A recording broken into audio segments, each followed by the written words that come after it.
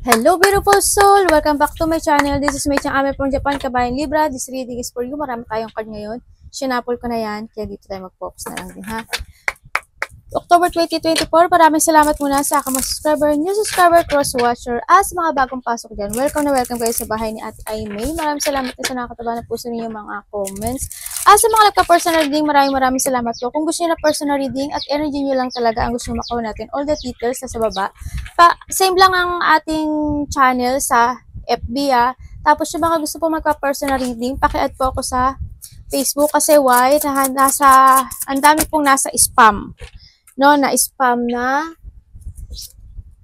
na message. Hindi ko po yung binubuksan. Kapag hindi ko po kayo na-replyan, ibig sabihin, nasa spam po. I-add nyo muna ako sa Facebook, tapos saka kayo mag-reply, mag-message para hindi po siya pa-spam. Pag na-accept ko na, doon pa lang kayo mag-umpisang mag-message Ang daming nasa spam.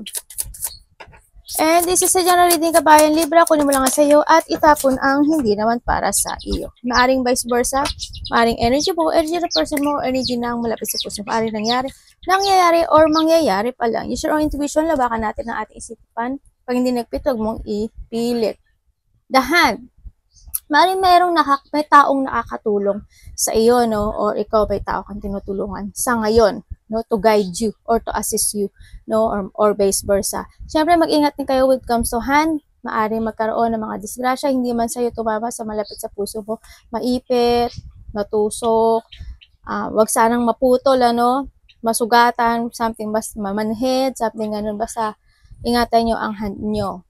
We have the reader sa growth. Siyempre, appear with your family. Handun yung siguro handun na yung unti-unting mong nakikita.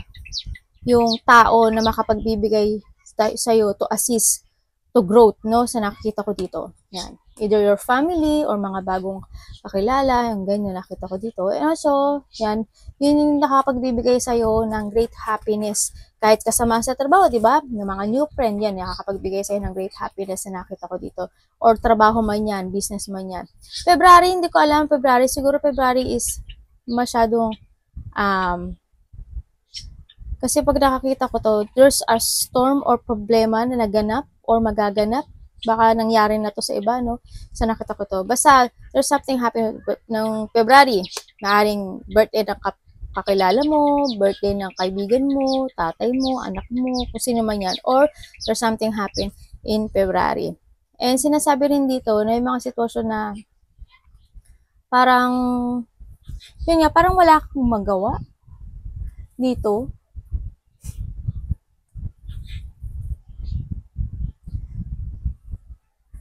May mga sitwasyon na pagpapabaya. Either nalulungkot, I hope na siguro this tapas sa nakikita ko ito. Kasi lumabas na itong si growth Ito nandito na yung si growth. More on pag-iisip siguro dito sa nakikita ko dito. May mga iniisip kang bagay-bagay na situation na dapat gawin o gagawin, susolusyonan. Ganun. May mga pag-iisip. Oo nga, yan. Kasi we have the crack cup. Ibig sabihin, may mga sitwasyon sa buhay mo na maaring naalala mo or nangyayari, dissatisfaction. Yun, magkakaroon ng mga dissatisfaction sa ibang parte ng buhay mo. Sa nakita ko dito. Kumbaga, siguro may mga pinanghinayangan ka, ganun, sa nakita ko dito. Kasi we'll have to growth na rin. Baka nga in the past, Or I hope, di ba, wag sana mangyari na by October din, no? Kasi by October, may mga ganun pa rin mangyayari sa nakita ko, dissatisfaction, basta ingat ka lang when it comes to your hand. May mga lungkot din ako nakikita sa iyo Yan, yung iba dito, para nakakaramdam kayo na feeling mo parang kulang ka, either money, love, or goals. Yun nga, when it comes to dissatisfaction, siguro may mga gusto kang maasam sa ibang parte ng buhay mo na hindi mo nakukuha, no, or hindi siya nagiging fit or hindi nasusolusyonan. Yun nga, more on dissatisfaction, no, na panghihinayangan mo sa nakita ko dito. Ingat din. Pero nandun ka sa sitwasyon mo na unti-unti mong ginagawa yung success mo, no? Kasi we have the success. Ingat ka din when it comes sa'yo, kasi iba sa inyo, nagkakaroon kayo ng self-delusion. Ibig sabihin, nagkakaroon kayo ng mga pandaraya when it comes to your sarili. yung nililing lang niya yung sarili niyo. Kahit na minsan na problema kayo sa isang bagay, situation, parang, ay hindi. Hindi ko iniisip yun. Pero, naiisip niyo siya. Yung mga ganun sitwasyon.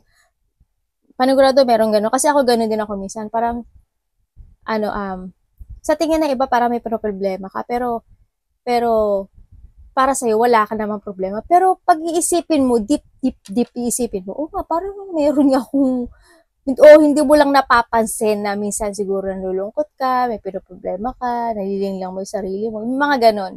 Well, kuhanin mo nyo na lang sa nakita ko ito. And, unahin natin. Saan natin unahin? Tama na, dito ka na sa dito oh. Andun yung sitwasyon na pinipilit mo ng umangat eh. Pinipilit mo na yung mga gusto mong gawin na makamtan sa nakikita ko dito. And yun nga, yung iba dito siguro nahandun sa kayo sa emotional drain, focusing to something, pero magulo yung isip nyo. Yan, may mga gumugulo sa isipan sa nakita ko to. May mga pangyayaring negative. Siyempre, either pangyayaring nakakarinig ka ng mga negative galing sa ibang tao, yung ganyan. Mga nangyayaring negative sa nakikita ko rin dito. You want to be independent, hindi yung gusto mo lang lumaya dito sa situation na to.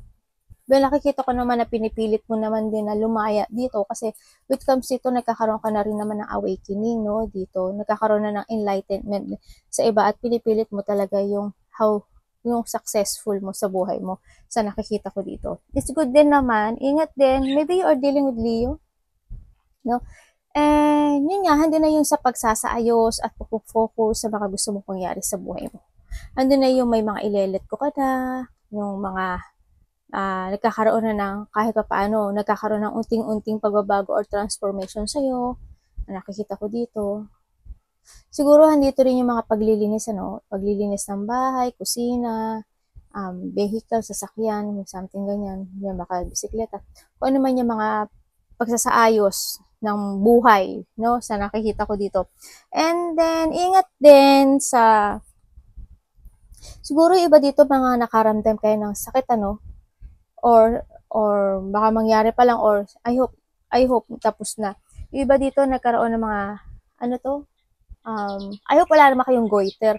Yung pinaos, na maos, masakit ang lalamunan, yung mga ganun. Sa nakita ko dito. Yung digestion nyo, hindi ba sumakit or nanakit yung bantang tiyan nyo, yung mga ganun, no? Siguro this is that, tapos na rin. Tsaka, yung iba dito nananakit yung mga buto-buto. Buto-buto. Muscle, buto-buto, yung mga ganun. Tsaka, ingat din when it comes sa skin. Yung iba, alagaan nyo yung skin nyo. I hope mag-growth na siya. Kung if ever na may pinagdadaan na kayo, nagdadry yung skin nyo, yung mga ganun. Yung nakikita ko. Yan, kailangan nyo din daw ng pahinga dito, no? Alagaan nyo yung sarili nyo. When it comes to digestion, ingatan nyo rin na yung mga pagkain, siyempre isa rin yun, di ba? Ingatan yung mga kinakain nyo, ha? Ba dito mahilig sa fish? Tsaka ingat kayo when it comes sa mga sushi, yan, yung mga fresh food, ingat kayo. Kasi sa nakikita ko dito, baka masira yung tiyan nyo, no? Sa nakikita ko. Hindi naman siguro kayo lahat, pero di ba? Ingat pa rin, no? And then nakita kong Leo and Libra, no? May mga pagtatama na nangyayari sa buhay mo ngayon. May mga action ka na ginagawa. Kumbaga, andito yung mga action, no? Action nagpaggawa mo, pagtithinking, di ba? Andito rin yung iniisip mo yung mga blessings, iniisip mo yung success mo. Sana hindi kayo nagkakasipon dito. Sana hindi kayo nagkakasipon. Yan, yung mga bandang ilong, baka may singa, tagyawat, masakit ang ilong, dahil sa kasisinga, o sa sipon, mga ganyan, pagbarado ng ilong. Hindi ba nananakit yung ngalangalan nyo? Siguro hindi pas nalanakit yung mga ngalangalan nyo. Yung sa may lalamunan, ngalangalan, parang ang pangit ng Tagalog, Yan, no, yung mga sinuses na yan, yung may mga sinuses dyan, baka yung sa loob din ng bibig, no? I hope hindi nagdadry yung, nyo, yung labi nyo, no, sa nakikita ko dito. Minsan siguro, handun din yung siguro yung hingal, dumaan siguro kayo sa hingal, or may mga sitwasyon na hirap kayong huminga, mga ganun nakikita ko dito, suffocate. Also, this is a suffocation, no? Sa isang sitwasyon, o baka yung trabaho mo nakaka-suffocate, masyadong ang daming negative, mga ganun. And then, kasi more on dito, oh.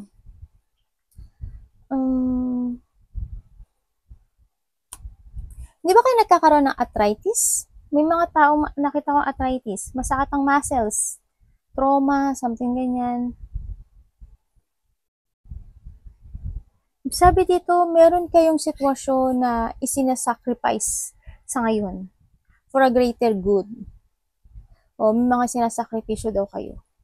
Or you need to sacrifice para maging maganda yung buhay mo. O maging maganda. Kung may mga sitwasyon na tinitiis nyo para maabot nyo yung mga pangarap nyo. Yun nakikita ko. Para maabot nyo yung ikagaganda ng takbo ng negosyo, sarili, kabuhayan, stability, mga ganun. Nakita ko dito. Hindi ba kayo, paos? Sa nakita ko dito. Nagtitingnan mo dito, more on growth, and we have the lily, di ba? Ibig sabihin, unti-unti na nagkakaroon ng enlightenment, unti-unti nang nagiging mature, no? Ang nakikita ko dito. Also, spiritual awakening, growth, also sa sarili mo, growth, ibig sabihin, unti-unti ka na uling nabubuhayan at bumabalik na yung sigla mo sa nakikita ko dito. Yung a good karma is, kumbaga, na unti-unti nang darating sa buhay mo. Siyempre, may mga ginawa ka daw from the past na makakakamit mo sa nakita ko dito. And nandun na rin yung boundaries, or you want to secure yourself, o nandun yung pagdidepensa mo sa sarili mo sa mga tao na pwedeng mag-suffocate sa'yo. No? Nandun na rin yun. And syempre, iba dito siguro, unti-unti nyo na daw makikita yung peace and yung ano ba dito? Hindi ko alam kung may magre-retire. Siguro releasing. Kung hindi man siya retirement, siguro releasing. Siguro may mga i-release ka na sa sarili mo talaga. No? Baka nakita ka ng 101005501919 angel numbers, O diba sabi dito, starting over, kumaga may mga sitwasyon daw na magmumulat na iyong mga mata. No? Yan, magkababago na yung cycle ng buhay mo. Kasi 191 is the beginning. Also ito the beginning, tapos the fulfillment. Ang nakita ko, kapag pag-aanohin mo yan, di ba? 10-10, 1010, 1010. Pag ito rin is the 10. O, ibig sabihin, there's a new beginning na mangyayari sa inyo. Malaking ang arte ni ate, malaking pagbabagong mangyayari sa buhay mo. As in. May mga magbubukas sa mga new ideas, may mga magbubukas sa mga opportunity, either love, trabaho, pagkakaperahan, mga gustong gawing activity, yan. Marami magbubukas sa inyo sa nakikita ko dito, no? Kumbaga, magbabago na ang cycle ng buhay nyo. No? Siyempre, hindi nyo magbabago kung hindi kayo magsasakripisyo. No? You need to sacrifice something din kasi, at you need to take it action. Diba? No? Kung kinakailangan mo ng guidance, humingi ka ng guidance sa iba. Tingnan mo, puro puno ka, ibig sabihin, nagkakaroon ng pagmumulat, na-open na yung mata mo, kung ano yung mga gusto mong gawin, nagkakaroon ka na ng totally good destination sa ngayon sa nakikita ko sa dito. Andito na rin the good karma and also the warning. Also, handun pa rin yung changes. You have the revert talaga. It is a revert.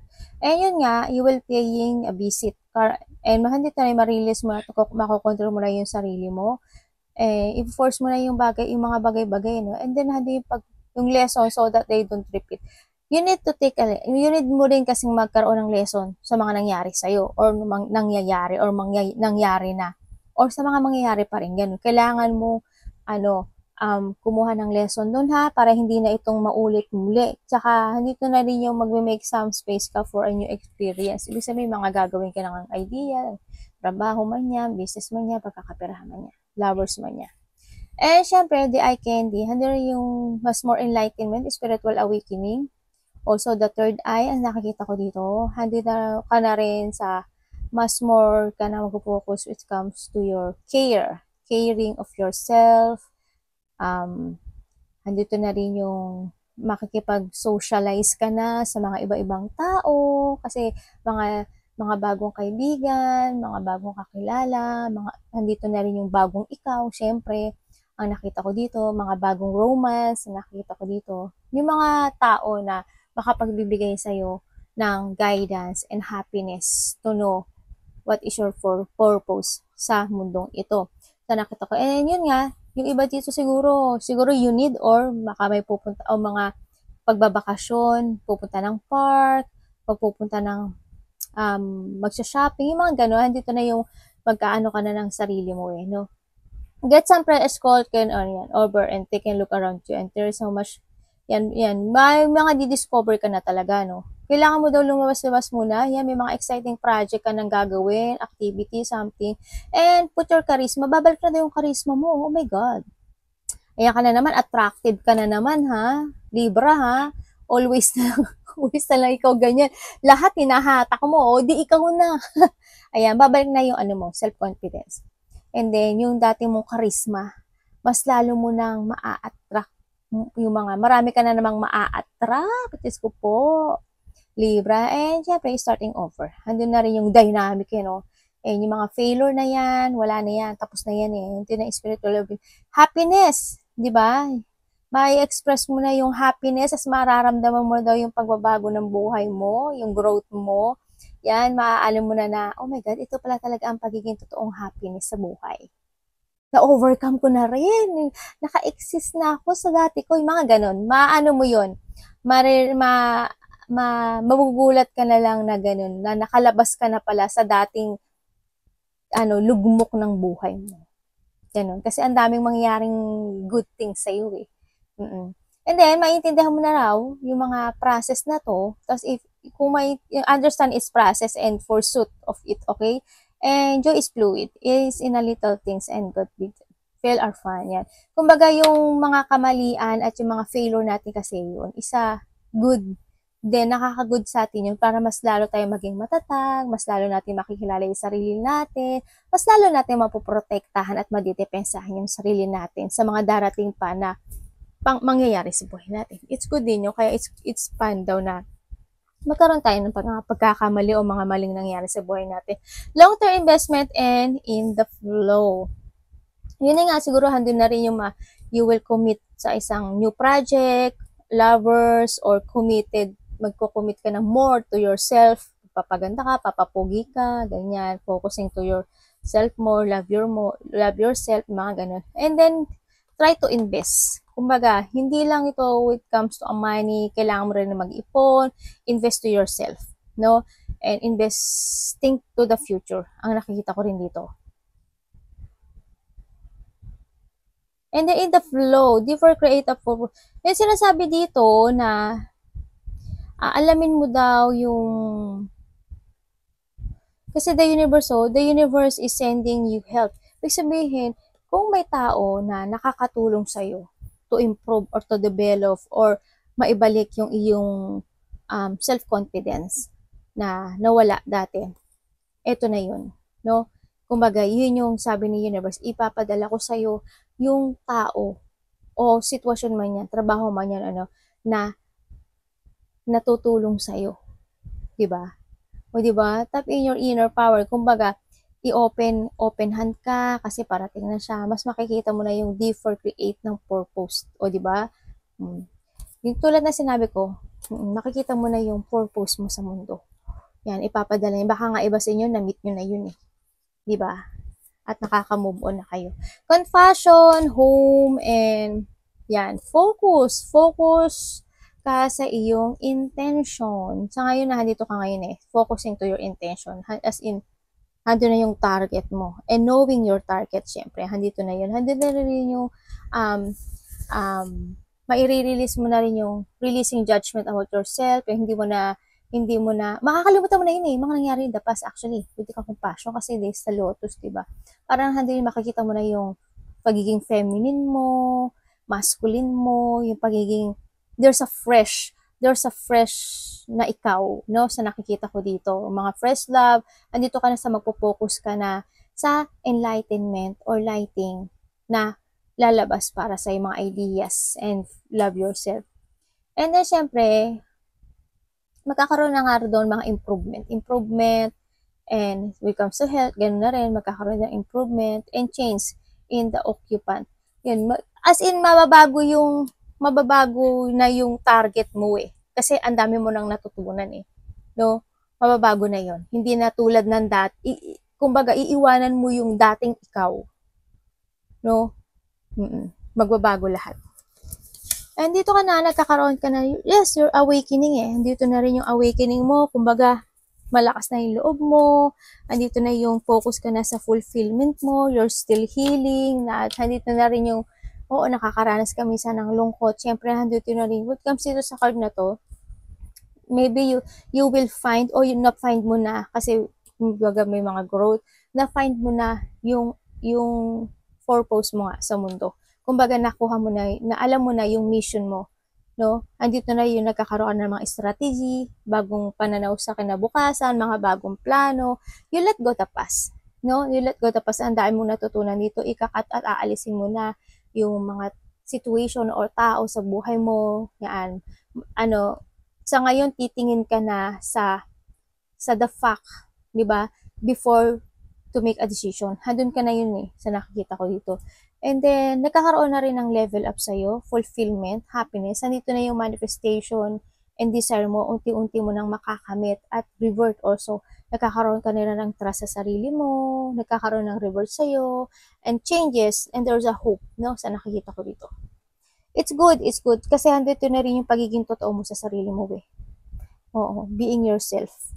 Nandun nagkakaroon ka na ng mga mental clarity, no? And may mga situation na, sabi ko nga sa'yo, mga bagong tao, bagong kakilala, or bagong ikaw sa iba sa inyo dito, no? Hindi ka natakot sa mga nangyayari or mangyayari pa kasi ang dami mo natutunan. Tsaka dito si angels mo.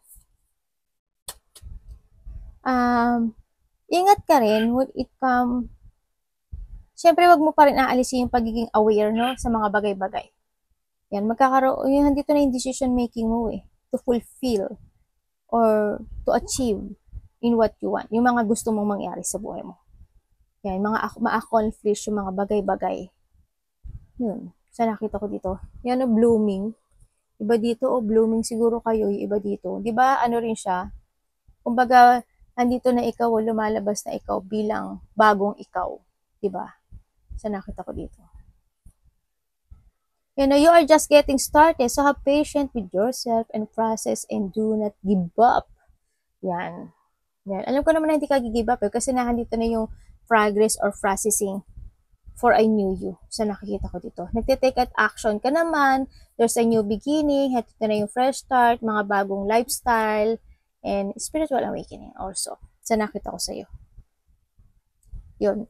Arigato namaste. God bless.